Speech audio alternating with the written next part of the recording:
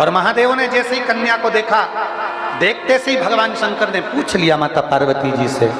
भगवान शंकर ने पूछा, पार्वती ये कौन है? माता पार्वती जी हाथ जोड़कर कहती हैं, मेरे एकांत को दूर करने के लिए मेरे एक बेटी को प्रकट किया है और ये हमारे दुख को, हमारे शोक को समाप्त करने वाली है, इसलिए इसका नाम मैंने अशोक सुंदरी। मेरी जीजियों, मेरे बेटियों, मेरे जीजाओं, मेरे भाई माताओं, एक बात बहुत अच्छे से अपनी चित्त वृत्ति में उतारिएगा, बहुत अच्छे से। पहले समझ लो कि अशोक सुंदरी का स्थान, आप लोगों को तो मालूम है ना सबको, ये जो पीठिका होती है, इस पीठिका में एक देखो, इसको इससे समझ लो, ये जो पीठिका है, ये पीठिका माता पार्वती जी का हस्त कमल, इस पीठिका, ये भगवान शंकर का शिवलिंग हो गया। ऊपर से जो जलाधारी में से एक एक बूंद पानी नीचे टपकता है, वो भगवान शंकर की 5 बेटियां जया, विषहरा, शामली भारी, दौतली और देव। और इस पीठिका के सम्मुख में जहां से पानी नीचे गिरता है, जहां से ये जो भाग आगे आके होता है, जहां से पानी नीचे गिरता है, इसके राइट में श्री गणेश जी, लेफ्ट में श्री कार्तिकेय जी और मध्य में एक मोटी सी, प्रत्येक शंकर के शिवलिंग की जलाधारी में एक मोटी सी बीच में एक लाइन होती है, मोटी सी। वो स्थान अशोक सुंदरी का होता है। वो स्थान अशोक सुंदरी का होता है, उसको अशोक सुंदरी का स्थान।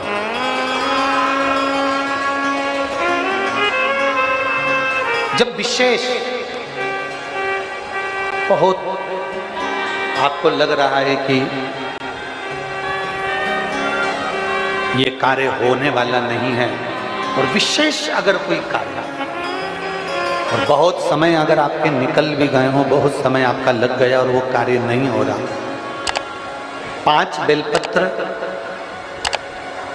अशोक सुंदरी वाली जगह पर जब आप चढ़ाएंगे, तो ये डंडी का जो भाग है, ये डंडी का भाग जहां से पानी बहता है,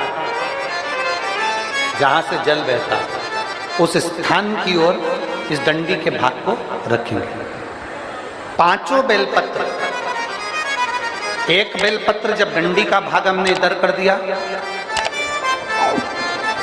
थोड़ा समझ लें अच्छे से, जैसे ये जलाधारी समझ लो, एक बेलपत्र अपन ने रखी, डंडी का भाग जहां से जल बह रहा है उस ओर है। दूसरी बेलपत्र हमने उठाई और दूसरी बेलपत्र की डंडी को मध्य भाग की पत्ती पर, दूसरे नंबर की पत्ती, मध्य बीच वाली पत्ती है उस पर, तीसरी बेलपत्र को फिर बीच वाली पत्ती पर। इस तरह से 5 बेलपत्र हमें देवादिदेव महादेव को समर्पित करना चाहिए।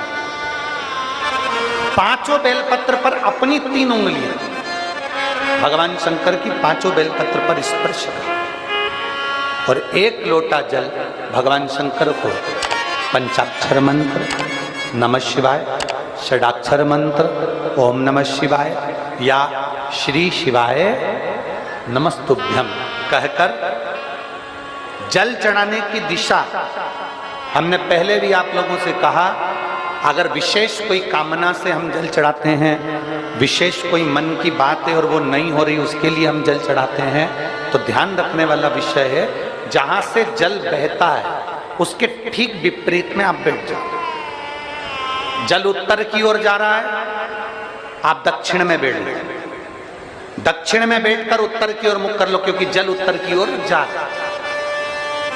इधर जल जा रहा है तो आपका बैठना इधर होना चाहिए, इधर जल जा रहा है तो आपका बैठना हम जहां बैठे ऐसा होना चाहिए। इधर जल जा रहा है तो आप जैसे बैठे हो वैसा होना चाहिए। वहां बैठकर 5 बेलपत्र रखकर उंगली का स्पर्श कर कर पंचाक्षर मंत्र या षडाक्षर मंत्र या श्री शिवाय नमस्तुभ्यम बोलकर फिर जल की धार दोनों हाथ से देवादिदेव महादेव को अपने मन की कामना कर कर अशोक सुंदरी से अपने दिल की बात कहते हुए चढ़ाई।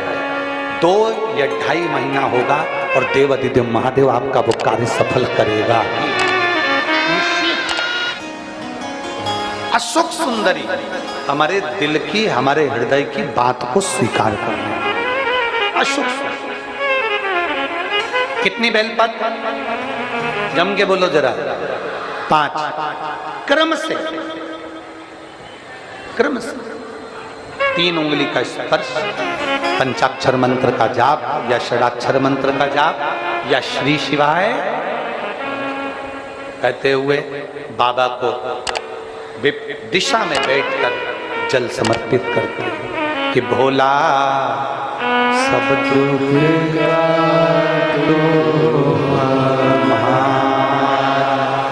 ओ भोला सब दुख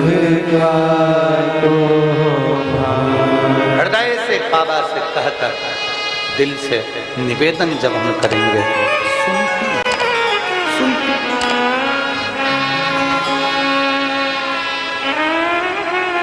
वो मेरा बेटियों से निवेदन, कोई कह दे कि हमारी शादी 30 साल तक नहीं हुई, 35 साल तक नहीं हुई, 40 साल तक शादी नहीं हो रही, बेटा बेटी कुंवारे, मैं उनसे निवेदन करूंगा सोमवार की अष्टमी, जिस दिन सोमवार हो, अष्टमी तिथि हो, उस दिन अशोक सुंदरी वाली जगह पर अगर आप केवल हाथ का स्पर्श मात्र कर लो अशोक सुंदरी वाली जगह पर और श्री शिवाय नमस्तुभ्यम का स्मरण कर लो, अशोक सुंदरी वाली जगह पर सोमवार की अष्टमी के दिन अगर आप शंकर भगवान के अशोक सुंदरी वाली जगह का मात्र स्पर्श कर लेते हो, ऐसा कोई व्यक्ति नहीं होता जिसका विवाह ना हो, विवाह होता ही निश्चितता है। अशोक सुंदर वाली जगह पर, अशोक सुंदरी वाली जगह का स्पर्श मात्र हमें सुख प्रदान। शिव कथा कह रहे हैं, भगवान शंकर का संवाद कहता है, शिव महापुराण वर्णन करती है, भगवान तुमरुका जी चंचुला देवी से सुंदर प्रसंगों का स्मरण कराते हुए जीव कल्याण के लिए 12 ज्योतिर्लिंग का स्मरण करा रहे।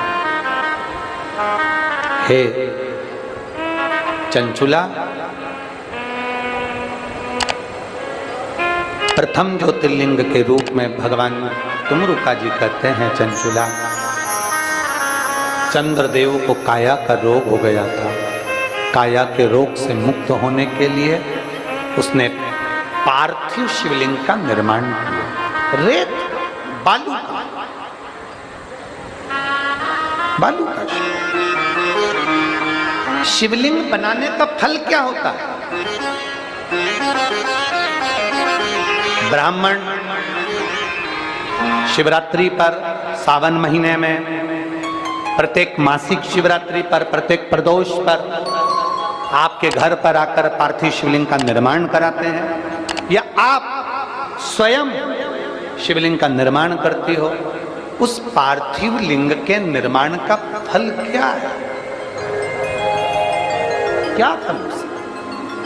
लंकाधिपति रावण को मारने के लिए मेरे राम जी रामेश्वर धाम की स्थापना करते हैं।